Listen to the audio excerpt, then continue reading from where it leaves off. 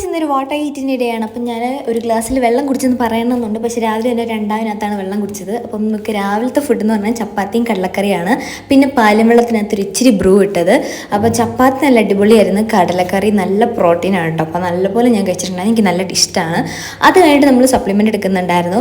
Supplement നമ്മൾ നേരെ പാലും വെള്ളത്തിൻ്റെ കൂടെയാണ് കുടിച്ചത്. അപ്പോൾ അതങ്ങനെ കുടിച്ചപ്പോഴത്തേക്ക് കയ്പ്പാണ് ഗൈസ്. മധുരം ഇടാൻ ഞാൻ മറന്നുപോയി ചെറുതായിട്ട്. അപ്പോൾ ആ കയ്പ്പ് ഒന്ന് മാറ്റാൻ വേണ്ടി നമ്മൾ ഫ്ലെക്സ് സീഡ്സ് ഉള്ള പീനട്ടിൻ്റെ മിഠായി കഴിച്ചിട്ടുണ്ടായിരുന്നു. അത് കഴിച്ച് കഴിഞ്ഞിട്ട് നമ്മൾ ഒരു ഉച്ചയായപ്പോഴത്തേക്ക്, ഇത് പല്ലുട്ടി എന്നാണ്, നിങ്ങളുടെ നാട്ടിൽ ഇതിൻ്റെ പേരെന്താണെന്ന് പറയണേ. അത് നല്ല ടേസ്റ്റ് ആയിരുന്നു. നമ്മളത് കഴിച്ച് കഴിഞ്ഞിട്ട് 2 യൂണിബിക്കിൻ്റെ ബിസ്ക്കറ്റൊക്കെ കഴിച്ച് പിന്നെ നമ്മൾ ചോറ് കഴിക്കാൻ വേണ്ടി പോയി.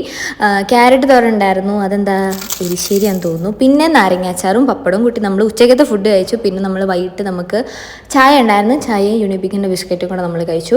എന്നിട്ട് നമ്മൾ വാക്കിങ്ങിന് പോയതാണ്. അപ്പോൾ ഇവളുമാരെല്ലാം വാക്കിങ്ങിന് പോയപ്പോൾ അവൾമാർ ഫുഡ് കഴിക്കണമെന്ന് പറഞ്ഞു. അപ്പോൾ അതുകൊണ്ട് നിർബന്ധിച്ചത് കൊണ്ട് മാത്രം ഞാനൊരു അൽഫാം കഴിച്ചു.